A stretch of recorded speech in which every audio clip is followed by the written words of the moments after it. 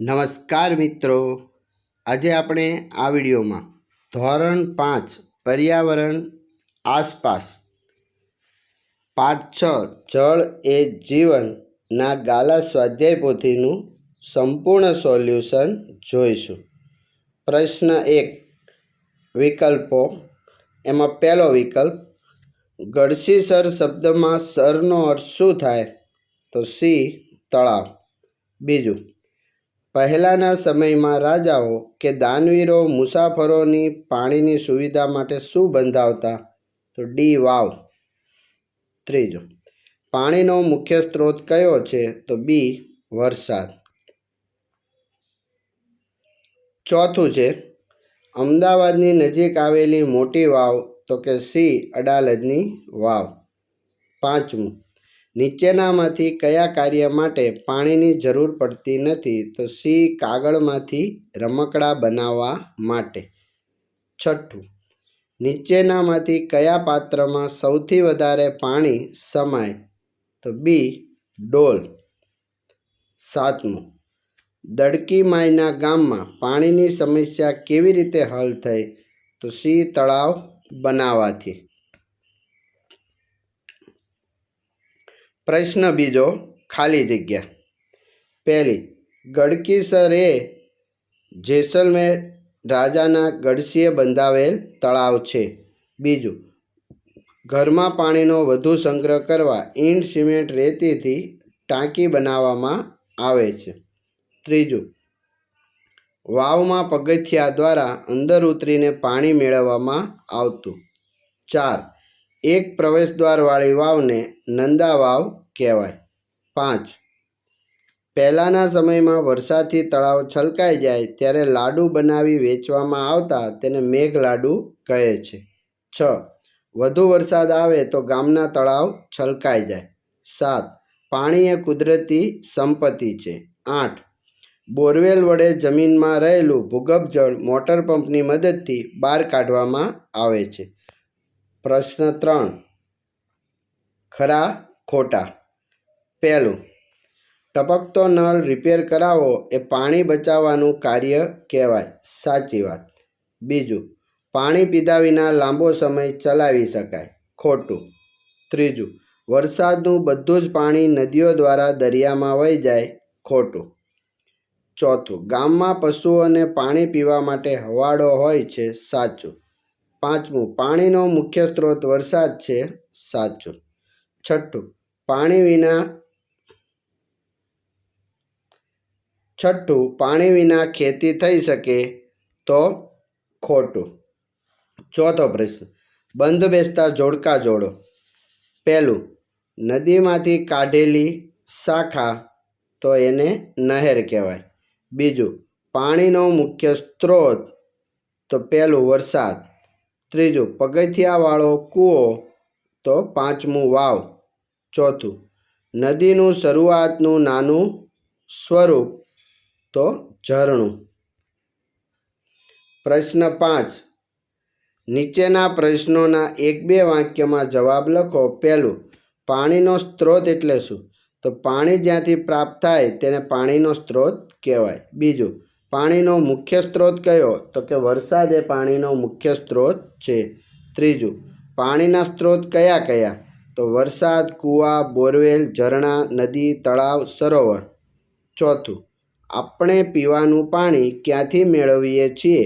તો જવાબ, આપણે પીવાનું પાણી કૂવા, બોરવેલ, તળાવ, નદી કે ઘરમાં આવેલા નળમાંથી મેળવીએ છીએ।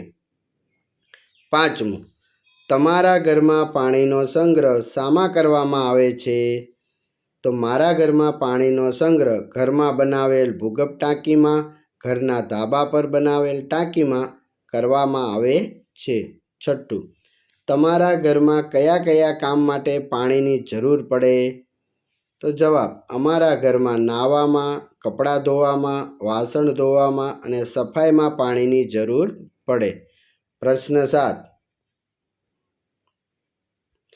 જમીન પર પડેલા વરસાદનું પાણી ક્યાં ક્યાં વહી જાય છે? તો જવાબ, જમીન પર પડેલ વરસાદનું પાણી ભૂગર્ભ ગટરમાં, તળાવમાં, નદીમાં અને નદી મારફતે દરિયામાં જાય છે. કેટલુંક પાણી જમીનમાં પણ શોષાઈ જાય છે. 8મો પ્રશ્ન, પૃથ્વી પર પાણીની જરૂર કોને કોને પડે છે?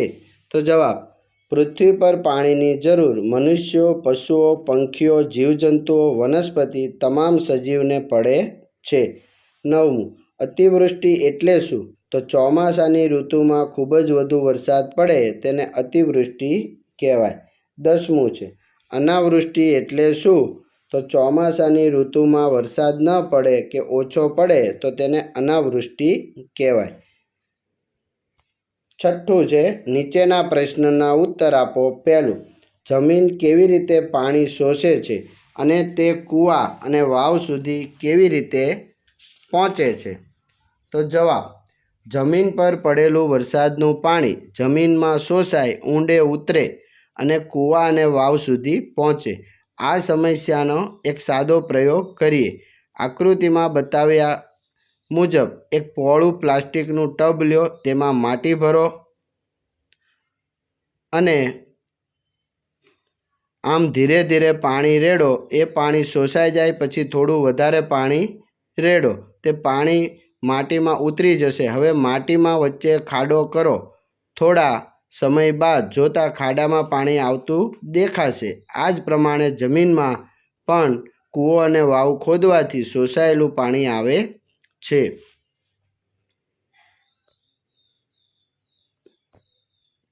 બીજો પ્રશ્ન, ઘરમાં તમે પીવાનું પાણી ક્યાંથી મેળવો છો?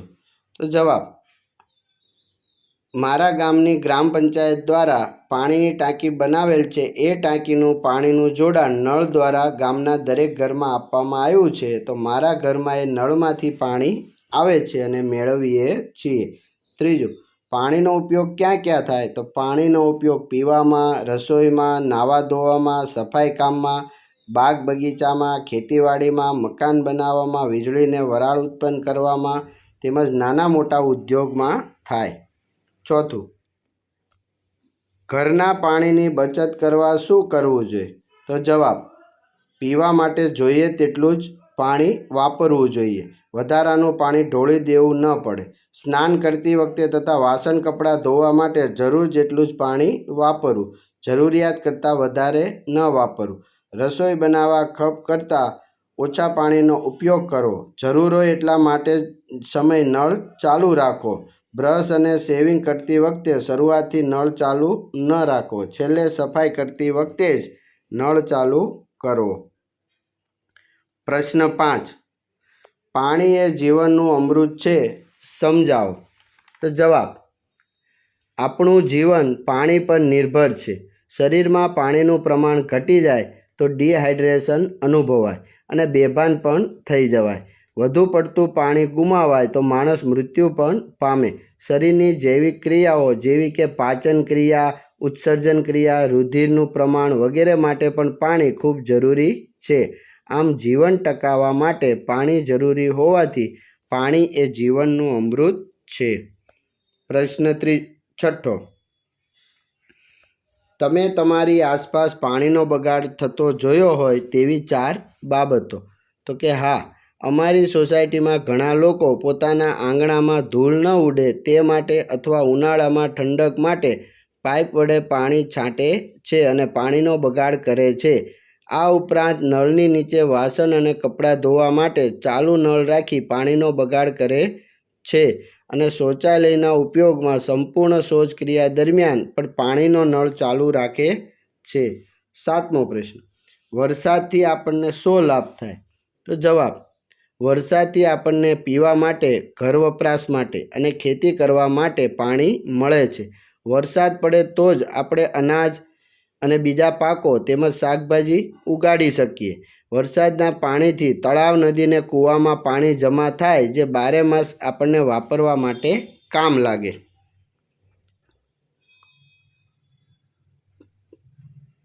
પ્રશ્ન 7, માગ્યા મુજબ ઉત્તર કોષ્ટકમાં પાણીના સ્ત્રોતના નામ છુપાયેલા છે જે શોધીને લખવાના છે.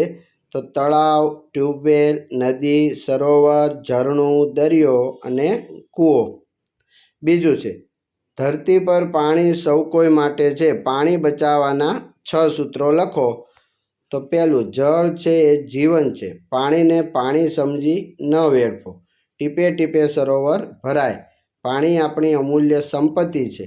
પાણી જીવનનું અમૃત છે. પાણી બચાવો, પાણી આપણને બચાવશે. ટપકતા નળ રિપેર કરો, પાણીનો વ્યય થતો અટકાવો. પ્રવૃત્તિ: ઘરમાં જેમાં પાણી ભરતા હોય એના ચિત્ર દોરવાના છે. તો એ માટલું, પવાલી, ડોલ અને ટબ દોરેલ છે.